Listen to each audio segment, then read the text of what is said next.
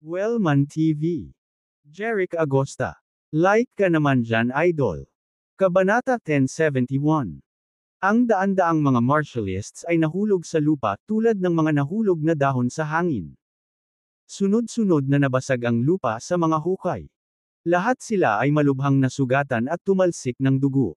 Sa mga bali ng buto, wala ni isa sa kanila ang makatayo. Nakikita ang eksenang ito. Si Hobart, Kegel, at ang iba pang mga patriarch ay natigilan lahat. Sa isang galaw lamang, malubhang nasugatan ni Jeric ang daan-daang martialists na nagsuka ng dugo at nawala ng kakayahang lumaban.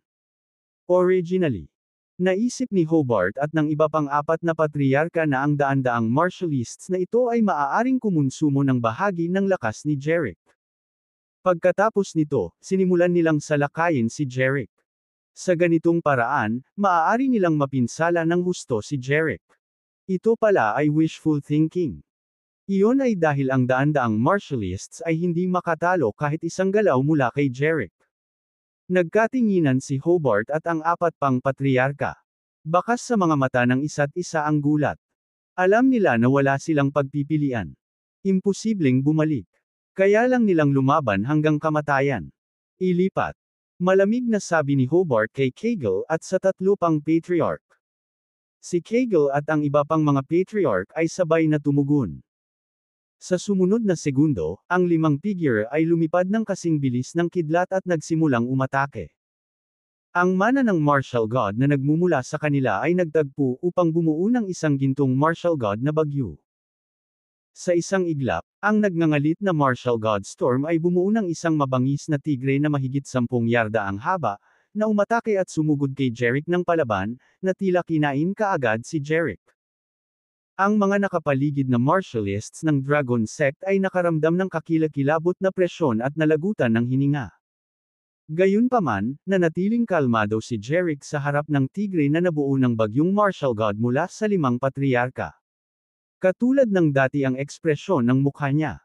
Nang makitang tatama na sa kanya ang anino ng higanteng tigre na nabuo ng martial god storm, isang maliwanag na liwanag ang sumilay sa kanyang mata. Pagkatapos noon, kinuyam niya ang kanang kamay at ibinato sa paparating na tigre. Boom! Pagkatapos, ang hangin ay nag-vibrate ng marahas, at ang buong lupa ng Honor ay tila yumanig.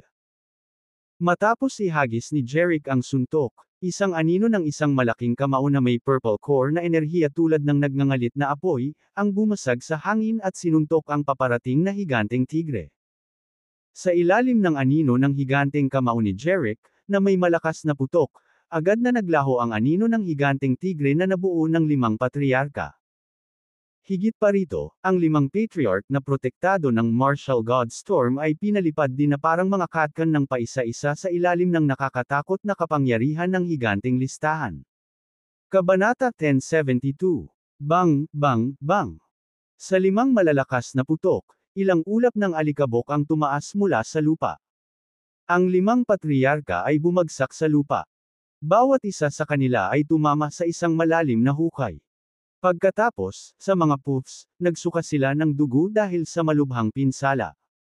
Lahat sila ay parang papel na namumutla at sobrang sakit. Bakas sa mga mata nila ang takot. Hindi talaga nila inaasahan. Maaaring basagin ni Jeric ang puwersa ng Liv sa kanila sa isang suntok. Higit pa rito, lahat sila ay pinalipad, nasugatan, at samuka ng dugo sa pamamagitan ng lakas ng takot mula sa suntok na ito. Lahat ng martialists ng Dragon Sect ay nagulat din sa bagay na ito. Alam nila na napakalakas ni Jeric, ngunit nagulat pa rin sila na maipapalipad ni Jeric ang limang patriarch ng martial god sa isang suntok lamang. Nang makitang ang limang patriarka ay natalo ng kanyang sarili, binawi ni Jeric ang kanyang kamao nang walang pakialam. Pagkatapos, tumingin siya kina Spencer at Tillman sa ere at sinabing, "Dalhin mo rito si Hobart at ang iba pa." "Oo," sinagot ni Mr. Agosta, Spencer at Tillman at pagkatapos ay lumipad patungo kay Hobart at sa iba pang mga patriarka sa malalalim na hukay sa lupa. Hinablot ni na Spencer at Tillman ang malubhang nasugatan na si Hobart at ang iba pang apat na patriarka sa malalim na hukay isa-isa at inihagi sila sa lupa. Si Hobart at ang iba pang apat na patriarka na nakahandusay sa lupa ay lubhang mahina at wala man lang lakas na tumayo, lalo pat lumaban muli. Tumingin si Jeric kay Hobart at sa iba pa at sinabing, "Nais kong iligtas ang inyong buhay kung ibibigay ninyo ang lahat ng inyong mga ari-arian. Gayunpaman, tinanggihan mo ang aking kahilingan at gusto mo akong ipaglaban hanggang kamatayan. Ngayon alam mo na hindi mo ako katugmasa. Lahat. Kailangan mong magbayad ng napakalaking halaga para sa iyong nagawa. Ito ay magbubuwis sa iyong buhay."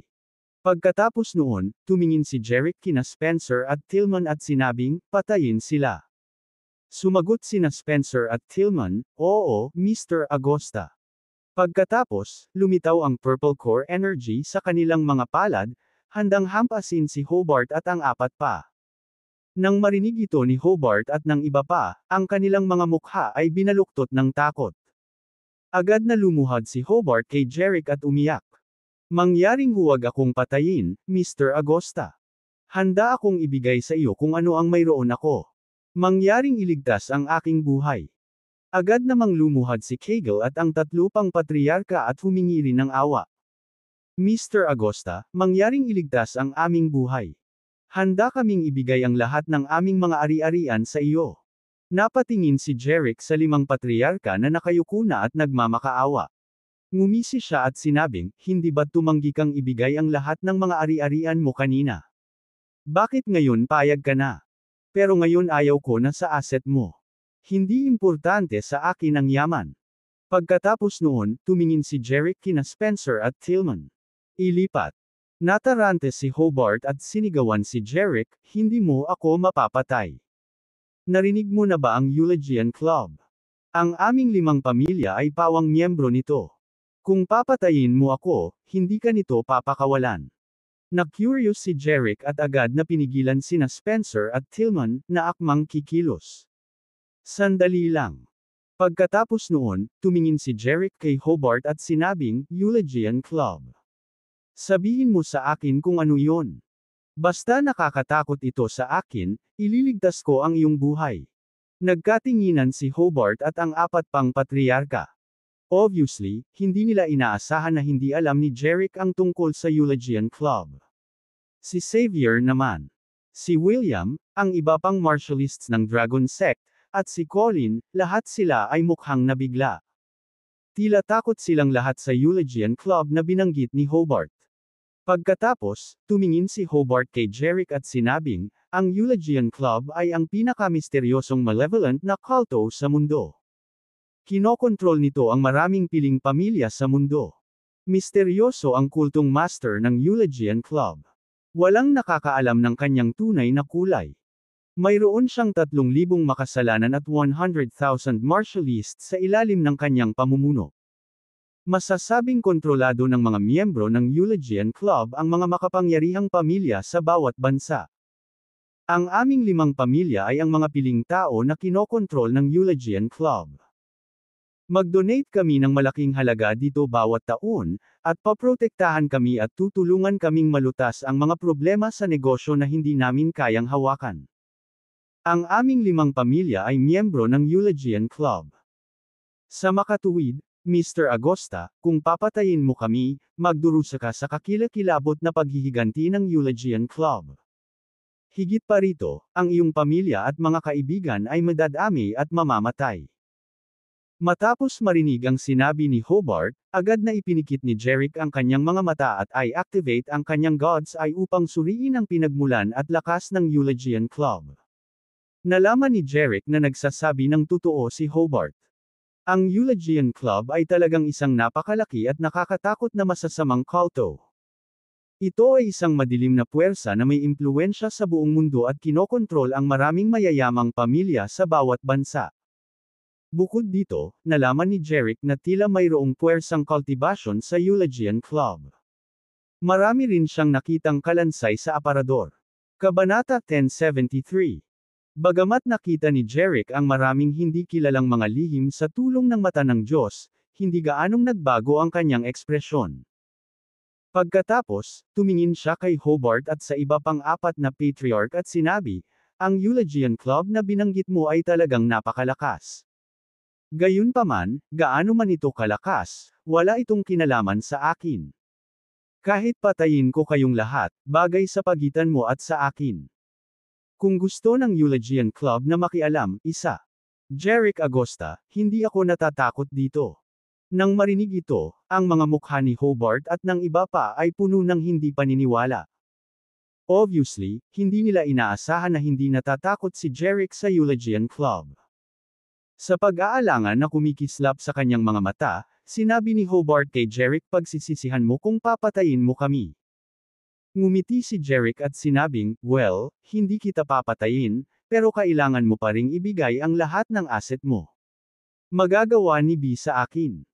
Hindi dahil natatakot ako sa masasamang kulto, kundi dahil gusto kong malaman kung ano ang Eulogian Club. Biglang nagbago ang isip ni Jeric at iniligtas ang buhay ni Hobart at ng iba pang apat na patriarka, dahil, sa tulong ng kanyang gods, ay, ngayon lang niya nalaman na ang Eulogian Club ay isang ganap na masasamang kulto. Ang mga miyembro nito ay walang ginawa kundi kasamaan kabilang na ang pagpatay, panununog, panggagahasa, pagnanakaw at iba pa, at sila ang mga tunay na demonyo sa mundo. Bukod dito, mayroong isang nakakatakot na puwersa sa likod ng Eulogian Club at may mga nakakagulat na pagsasabuatan. Sa pamamagitan ng kanyang God's Eye, nalaman niyang ang Eulogian Club ay magdadala ng higit sa 100,000 katao ng Eldoria sa isang lugar makalipas ang 5 taon. Ang lugar na ito ay malaimpyerno para sa mga tao at ang mga tao sa Eldona doon ay kailangang maghukay ng ginto, mga diamante, at mga espiritong bato na itinuturing na mga kayamanan ng cultivation realm, araw at gabi. Sa huli, lahat sila ay namatay sa impyernong lugar na iyon. Sa makatuwid, kinasusuklaman ni Jeric ang Eulogian Club kaagad. Napakaraming tao ng Eldoria ang mahuhuli nito bilang mga alipin sa hinaharap. Masasaktan nito ang kanyang mga kababayan. Hindi makaupo si Jeric at walang magawa. Kung gusto ng Eulogian Club na makipag-usap sa kanya dahil sa usapin sa pagitan niya at ng 5 pamilya, hindi siya dapat gawing trifle. Isang tao ako. Ang Eulogian Club na ito ay isang masama at malupit na organisasyon. Hindi niya inisip na isagawa ang hustisya sa ngalan ng langit upang maalis ito. Halos akala ni Hobart at ng iba pang 4 na patriarka ay nagkamali sila ng narinig. Hindi makapaniwalang tumingin sila kay Jeric. Hindi napigilan ni Hobart na tanungin si Jeric.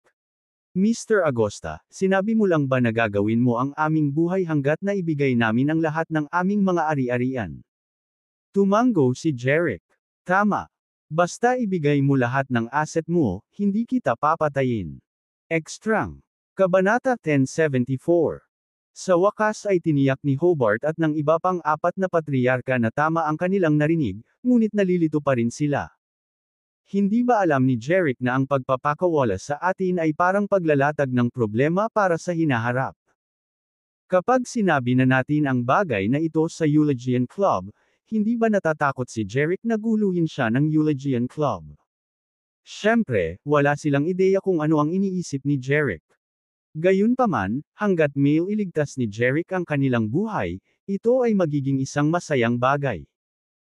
Sa sandaling ito, si Hobart at ang iba ay walang pakialam sa kanilang mga ari-arian, dahil halos mamatay sila ngayon at pagkatapos ay napagtanto na ito ay ang pinakamalaking pagpapala na mabuhay.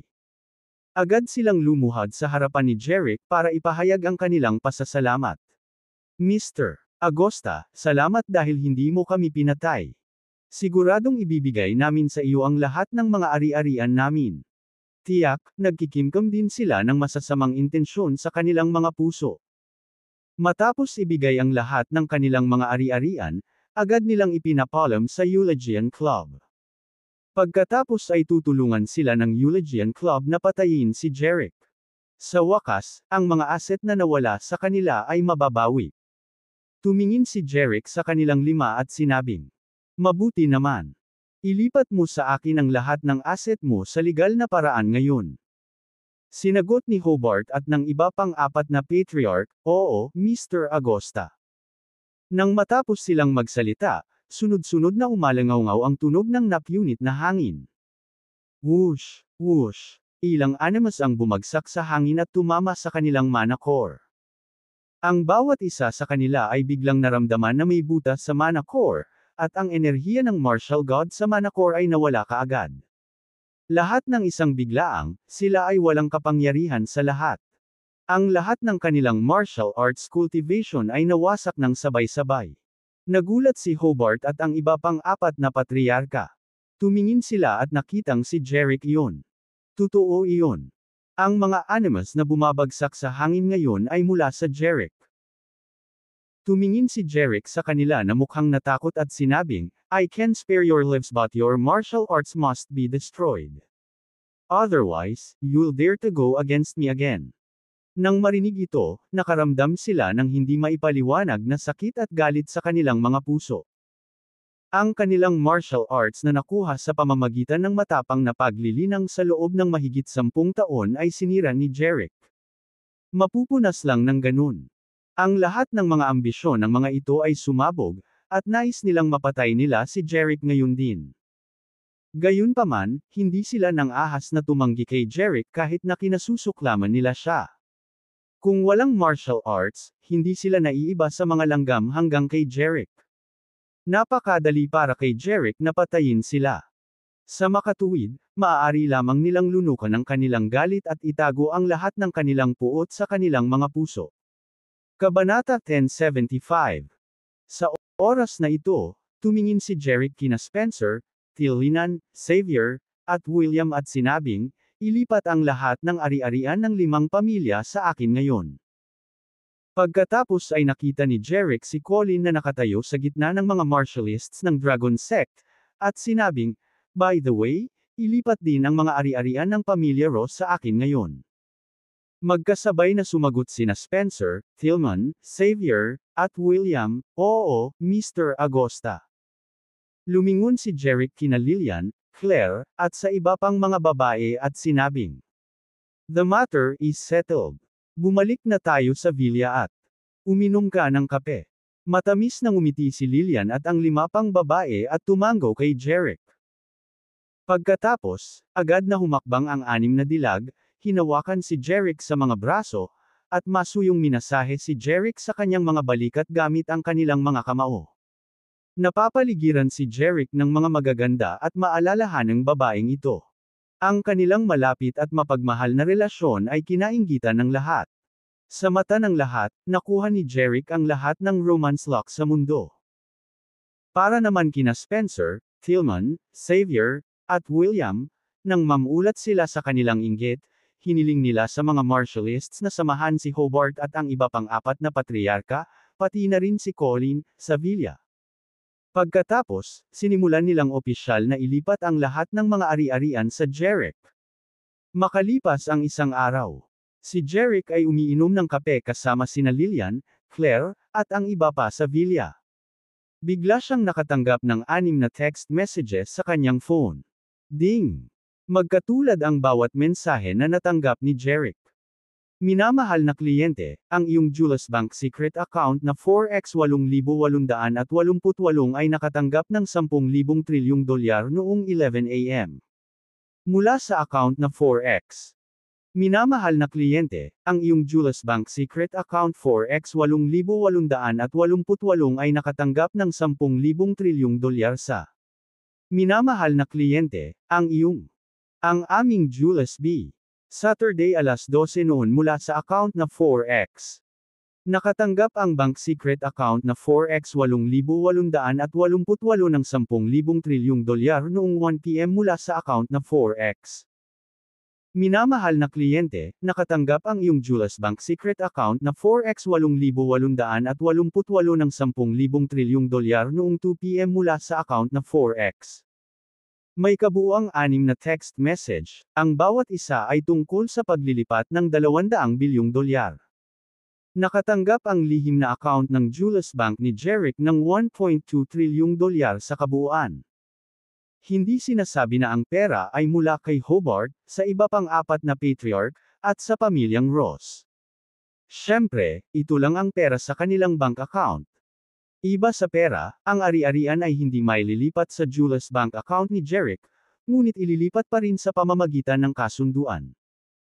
Pagsapit ng gabi, bumalik sina Spencer, Tillman, Xavier, at William kasama ang isang grupo ng mga martialists. Pagbalik nila, dinala nila ang ilang malita na puno ng mga dokumento.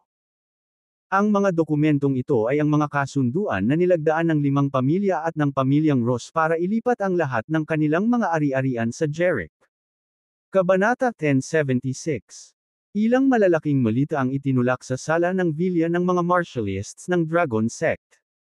Sumenya si Spencer na umalis na sila.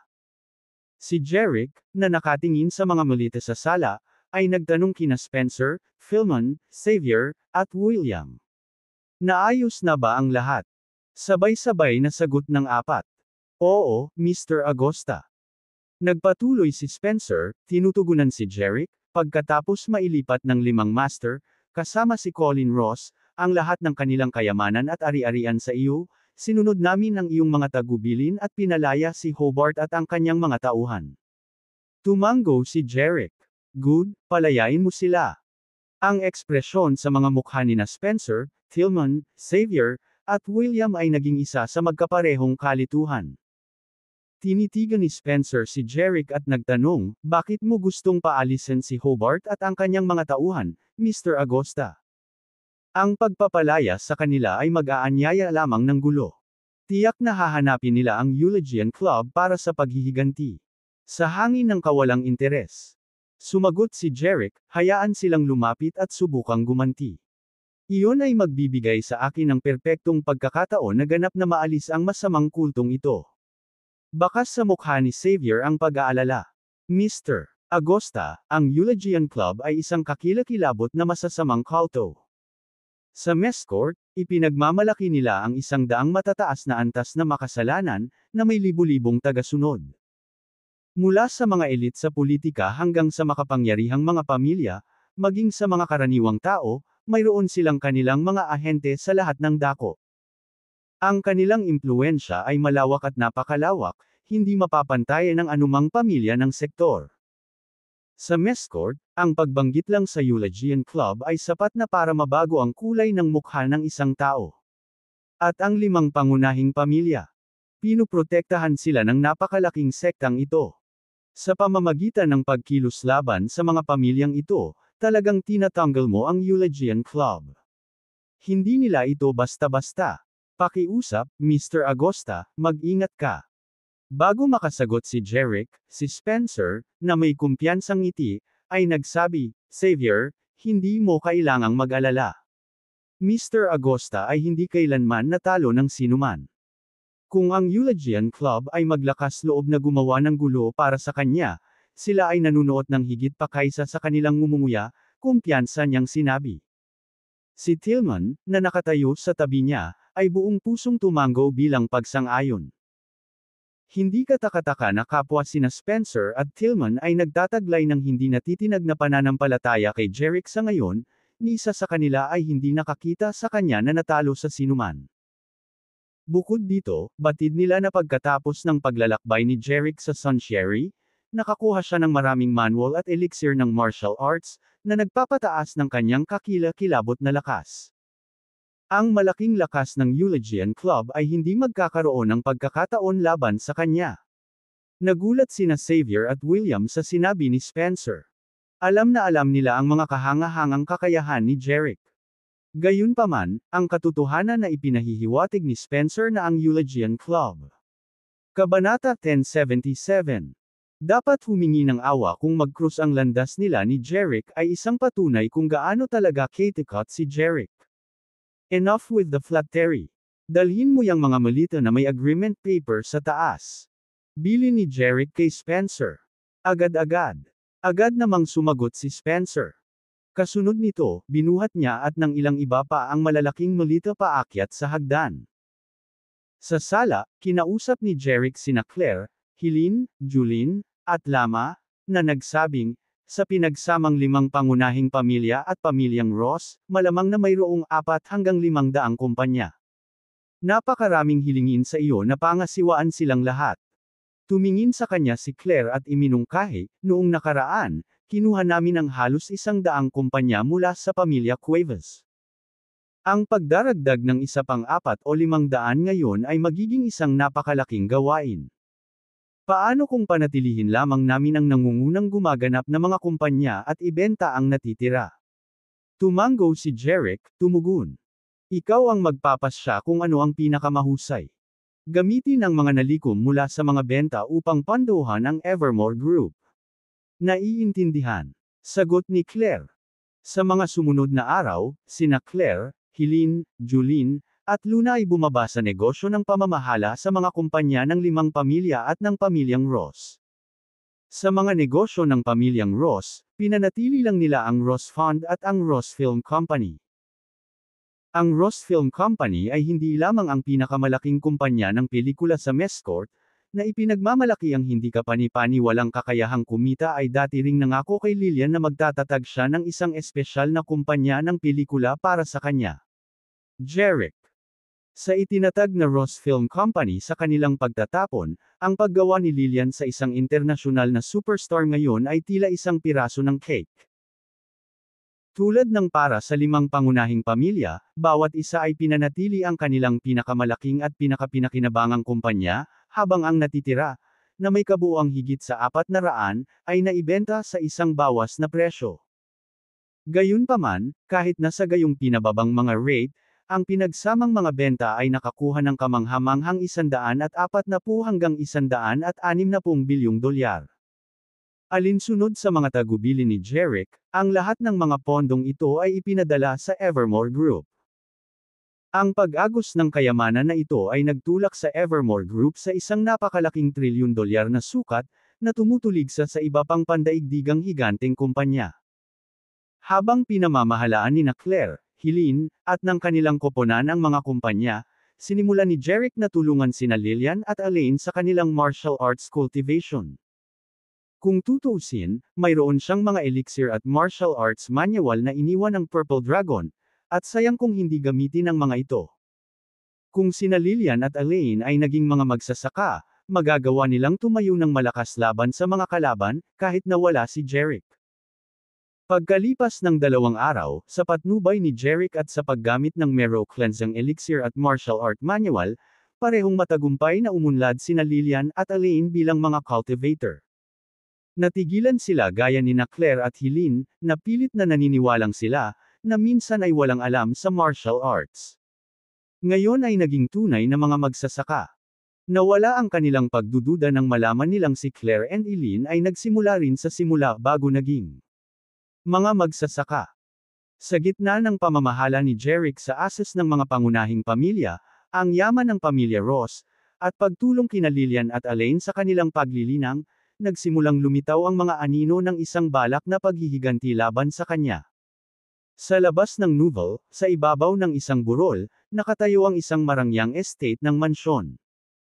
Ang mansyon na ito ay isa sa mga kuta ng Eulogian Club sa Mescourt. Sa loob ng kuta na ito ay 20 hanggang 30 masasamang manggagawa ng Eulogian Club kasama ang 2 hanggang 300 tagasunod. Ang katagang makasalanan ay nakalaan para sa mga elite martialists ng Eulogian Club. Iba-iba ang kanilang mga kakayahan, na ang ilan ay kasing lakas ng martial gods, ang iba ay bilang martial kings, at ang ilan ay bilang grandmasters. Ang ilan ay mas malakas kaysa sa iba. Gayunpaman, kahit na ang pinakamakapangyarihan sa mga masasama ay hindi bababa sa isang elite na grandmaster. Sa sandaling iyon, sa loob ng sala ng mansyon, nakaupo ang 5 pinuno ng mga pamilya, si Hobart, Kegel, Mike, Jasper, at Garst. Hindi aksidente ang presensya nila sa Eulogian Club Stronghold. Humingi sila ng tulong sa mga manggagawa ng kasamaan upang ipaghiganti sila kay Jeric. Kabanata 1078.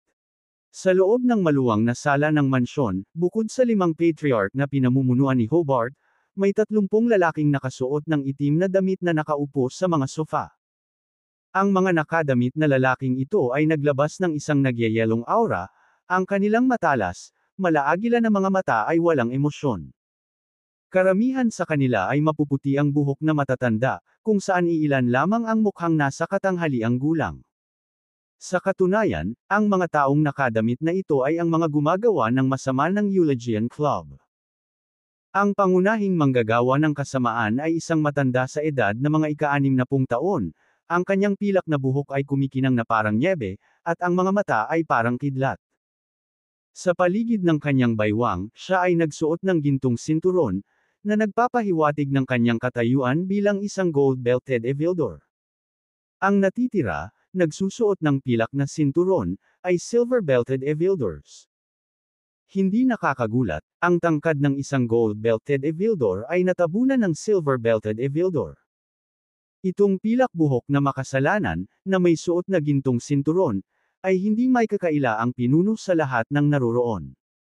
Master Blaze. Nagsimula si Hobart, kitang-kita ang Cap-A-Ton sa kanyang tono, ito ang pagsubok na aming hinarap. Si Jerick, na lubos na nababatid na nasa ilalim kami ng proteksyon ng Eulogian Club, walang pakundangan na binaliwala ang reputasyon ng club at inagaw ang aming yaman at industriya. Ikinwento ni Hobart, ng detalyado, kung paano kinuha ni Jerick ang mga ari-arian ng kanilang 5 pangunahing pamilya sa gold-belted Evildor.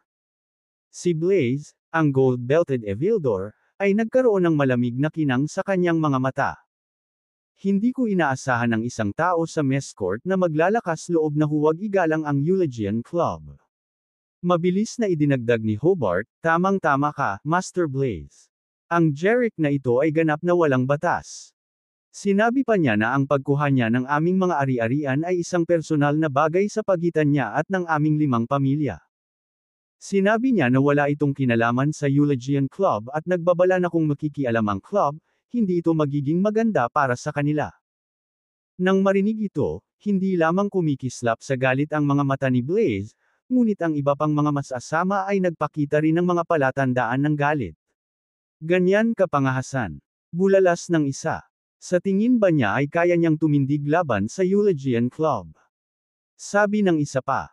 Naniniwala ako na naghuhukay siya ng sarili niyang libingan, sabi ng pangatlo. Ang lahat ng masasama ay nagpahayag ng kanilang galit sa pagkakaisa. Sa mess court, ang Eulogian Club ay parang isang puwersang hindi mapigilan. Ang mismong ideya na may nang-ahas na baliwalain ang impluwensya ng club ay hindi maiisip. Paanong hindi sila magagalit? Lumingon si Blaze kay Hobart, tell me, what's deal with this Jerick? Kaagad na ibinahagi ni Hobart na si Jerick ang sect master ng Dragon Sect sa Eldoria at mayroon siyang 2 napakahusay na martialist sa kanyang tabi. Ibinalita niya ang lahat ng nalalaman niya. Kaya, ang binatang ito ay may ganoong impluwensya sa Eldoria at nagtataglay ng napakalaking kayamanan, pagmumuni-muni ni Blaze, ang kanyang mga mata ay kumikinang sa interes. Interestingly, hindi pa talaga lumalawak ang Eulogian Club natin sa Eldoria. Master Blaze, dahil sa tahasang kawalang galang ni Jerick sa Eulogian Club, hinihimok ko na alisin mo siya. Kunin mo ang kanyang Dragon Sect sa Eldoria kasama ang kanyang kayamanan. Ito ay pumatay ng 2 ibon gamit ang isang bato para sa aming club, tumingin si Hobart sa makasalanang si Blaze at sinabing. Blaze remained non-committal, Hobart, dahil kinuha na ni Jerick ang lahat ng asset mo, maaari kang manatili sa mansion ng Eulogian Club sa ngayon. Sisiguraduhin namin na may paghihiganti ang paghihiganti mo. Si Hobart at ang iba pang 4, bagaman hindi sigurado tungkol sa mga partikular na plano ni Blaze para kay Jerick, ay nagpahayag ng kanilang pasasalamat. Salamat, Master Blaze. May tao, ay escort mo ang 5 patriarch sa kanilang mga kwarto, tinawag ni Blaze ang entrance ng mansion. Ang isang apprentice ng club, na nakasuot ng maitim na kasuotan, ay agad na humakbang, oo, Master Blaze. Kasunod ng pangunguna ng apprentice, lumabas si Hobart at ang kanyang mga kasama sa sala. Nang makaalis na sila, tanging si Blaze at ang iba pang masasamang tao ang natira. Kabanata 1079. Blaze, paano natin haharapin itong Jerick? Hindi naiwasang magtanong ng isa sa mga masasamang loob, habang ang iba sa grupo ay ibinaling ang tingin kay Blaze, naghihintay sa kanyang desisyon. Tumingin si Blaze sa mga nagtitipon na masasama at sinabi, mula sa ibinahagi ni Hobart, itong Jerick, kasama ang kanyang 2 sidekicks, ay mga puwersang dapat isaalang-alang. Kahit na ang pinagsamang lakas ng mahigit 20 martial gods mula sa 5 malalaking pamilya ay hindi nila kayang hawakan ng kandila. Sa 30 sa amin dito, mga 20 lang ang may husay ng isang martial god. Kung makikipag head-to-head tayo kay Jerick, natatakot ako na baka makagat tayo ng higit pa kaysa ngumunguya. Ang kanyang mga salita ay sinalubong ng nakakunot na mga kilay mula sa iba pang mga manggagawa ng kasamaan. Sanay na sila sa Eulogian Club na ibinabaluktot ang mga kalamnan nito sa mga bansa, hindi natatakot sa sinumang kalaban, gaano man kalakas. Gayunpaman, ang mga salita ni Blaze ay nagbuhos ng isang balde ng malamig na tubig sa kanilang mainit na mga ambisyon, na pinilit silang mag-isip ng makatwiran. Pagkatapos ay may nagtanong, kaya, Blaze, hahayaan na lang ba natin si Jerick? Matigas na umiling si Blaze, hinding-hindi. Sacrosanct ang prestihiyo ng ating Eulogian Club. Ang 5 pamilya, kabilang ang Hobart, ay nasa ilalim ng proteksyon ng aming club. Kung wala ang aming pahintulot, walang individual o paksayon ang maaaring maglagay ng daliri sa kanila. Gayunpaman, si Jerick, na lubos na nalalaman ang proteksyong ito, ay naglakas loob na tumawid sa kanila. Malinaw na hindi niya sineseryoso ang aming club. Kung pumikit tayo dito, paano malalaman ng iba pang makapangyarihang pamilya at paksayon sa Mescourt ang ating Eulogian Club? Tumango ang iba bilang pagsang-ayon, tama. Kailangan nating ipakita kay Jerick ang isa o dalawang bagay. Nagpatuloy si Blaze, kaya, kailangan nating gumamit ng dalawang-pronged approach. Una, iuulat natin ang sitwasyon kay Jerick sa ating pinuno. Pangalawa, titingnan natin kung maaari tayong sumabay sa Jerick para sumali sa Eulogian Club. Sa ganitong paraan, mapapailalim siya sa ating kontrol at makikinig. Mga utos. Bakas sa mukha ng lahat ang pagkagulat. Maliwanag, hindi nila inaasahan ang Catamaran na isaalang-alang ang pag-imbita kay Jerick sa Eulogian. Kabanata 1080. Club. Isang nasa katanghaliang gulang na Evildor sa edad na 50 ang tumawag kay Blaze. Blaze, itong Jerick na ito ay walang ibang ipinakita sa atin kundi kawalang galang. Bakit mo siya gustong kasama sa Eulogian Club? Naguguluhan din ang tingin ng iba.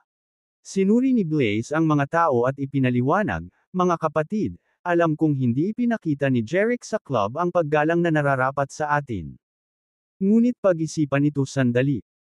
Kung maaari nating dalhin siya sa ilalim ng ating pakpak ng walang pagbuhos ng dugo at, sa proseso, magkakaroon ng kontrol sa lahat ng kanyang mga ari-arian at impluensya sa Eldoria, hindi ba't iyon ay isang panalo-panalo para sa atin?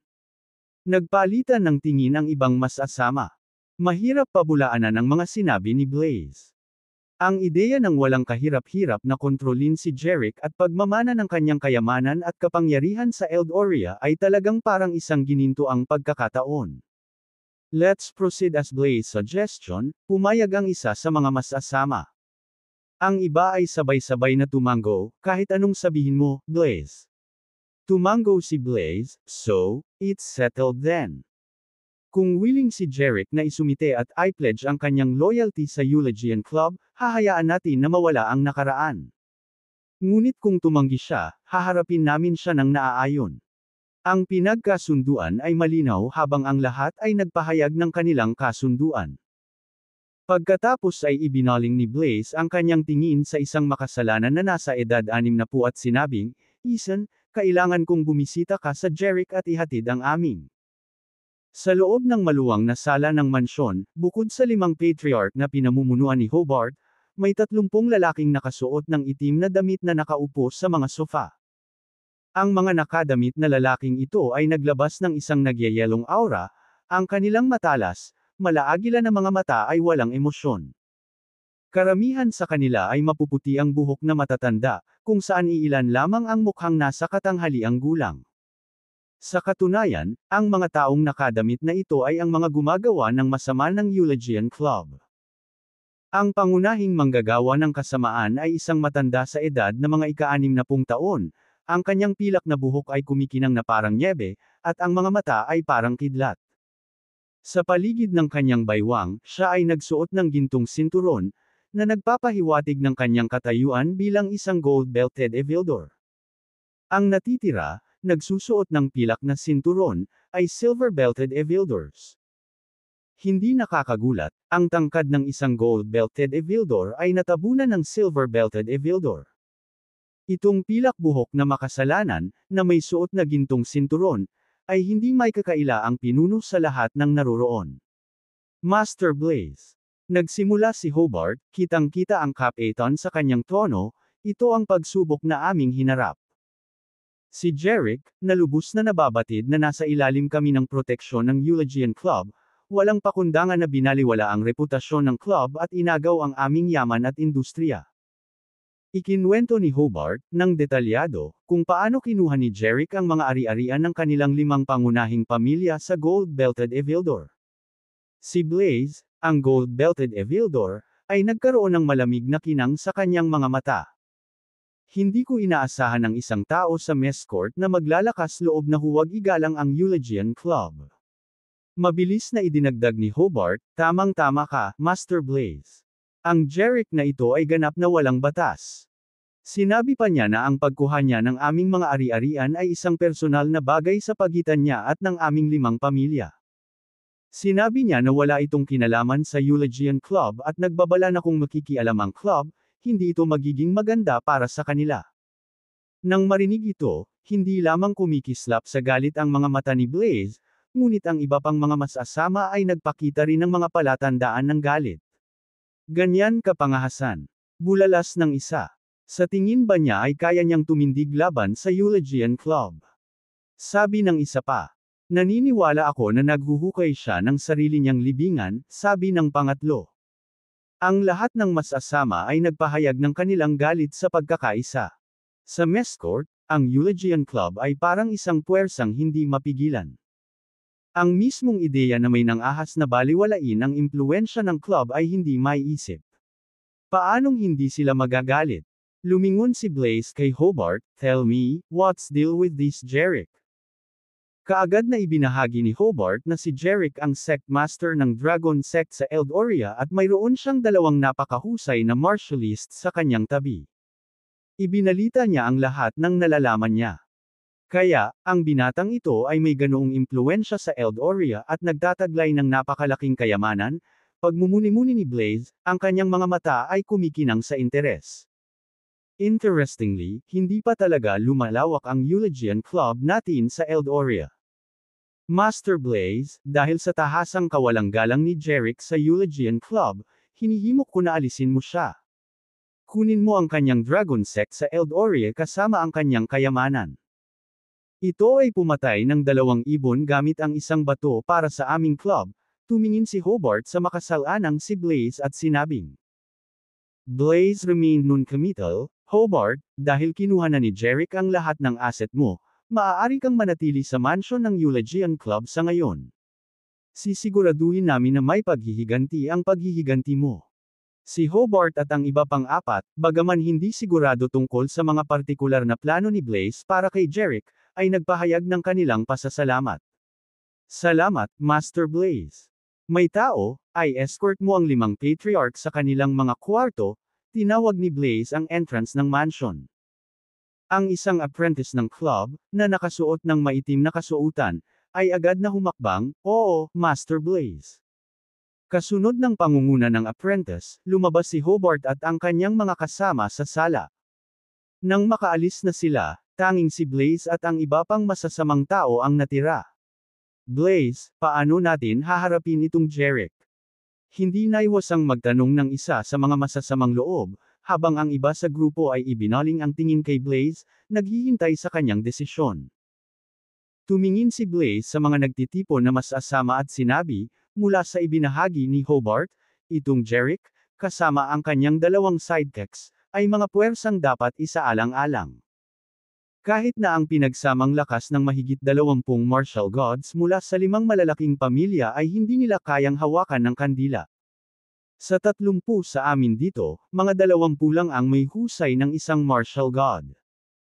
Kung makikipag head-to-head tayo kay Jerick, natatakot ako na baka makagat tayo ng higit pa kaysa ngumunguya. Ang kanyang mga salita ay sinalubong ng nakakunot na mga kilay mula sa iba pang mga manggagawa ng kasamaan.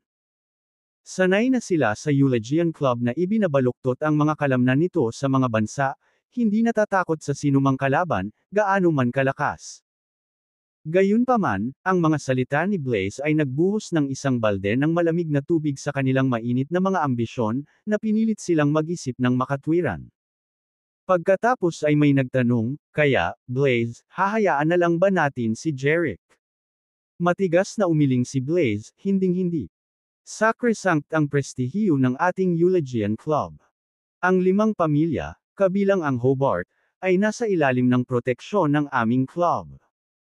Kung wala ang aming pahintulot, walang individual o paksayon ang maaaring maglagay ng daliri sa kanila. Gayunpaman, si Jerick, na lubos na nalalaman ang proteksyong ito, ay naglakas loob na tumawid sa kanila. Malinaw na hindi niya sineseryoso ang aming club. Kung pumikit tayo dito, paano malalaman ng iba pang makapangyarihang pamilya at paksayon sa mescourt ang ating Eulogian Club? Tumango ang iba bilang pagsang-ayon, tama. Kailangan nating ipakita kay Jerick ang isa o dalawang bagay.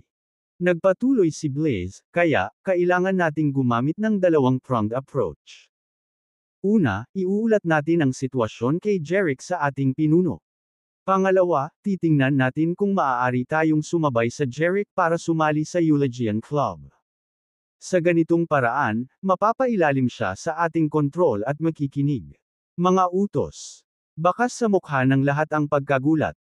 Maliwanag, hindi nila inaasahan ng Catamaran na isaalang-alang ang pag-imbita kay Jerick sa Eulogian Club.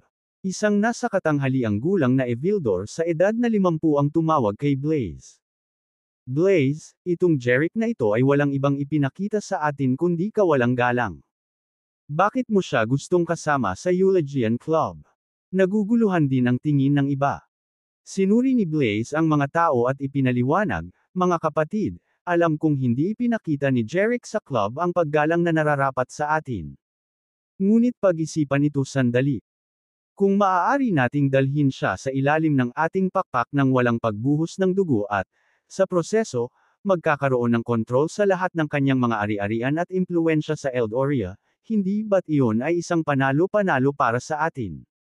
Nagpalitan ng tingin ang ibang mas-asama. Mahirap pabulaanan ang mga sinabi ni Blaze. Ang ideya ng walang kahirap-hirap na kontrolin si Jerick at pagmamana ng kanyang kayamanan at kapangyarihan sa Eldoria ay talagang parang isang ginintoang pagkakataon. Let's proceed as Blaze suggestion, pumayag ang isa sa mga mas-asama. Ang iba ay sabay-sabay na tumango, kahit anong sabihin mo, Blaze. Tumango si Blaze, so, it's settled then. Kung willing si Jerick na isumite at i-pledge ang kanyang loyalty sa Eulogian Club, hahayaan natin na mawala ang nakaraan. Ngunit kung tumanggi siya, haharapin namin siya ng naaayon. Ang pinagkasunduan ay malinaw habang ang lahat ay nagpahayag ng kanilang kasunduan. Pagkatapos ay ibinaling ni Blaze ang kanyang tingin sa isang makasalanan na nasa edad 60 at sinabing, Ethan, kailangan kong bumisita ka sa Jerick at ihatid ang aming intensyon. Ang nakatatandang lalaki, na nagngangalang Ethan, ay bahagyang yumuko, magtiwala ka, Blaze, ako na ang bahala. With that, tumayo si Ethan at lumabas ng sala ng villa. Alam ng lahat na pupunta siya upang makipag-ayos sa potensyal na pagsuko ni Jerick. Intensyon. Ang nakatatandang lalaki, na nagngangalang Ethan, ay bahagyang yumuko, magtiwala ka, Blaze, ako na ang bahala. With that, tumayo si Ethan at lumabas ng sala ng villa. Alam ng lahat na pupunta siya upang makipag-ayos sa potensyal na pagsuko ni Jerick.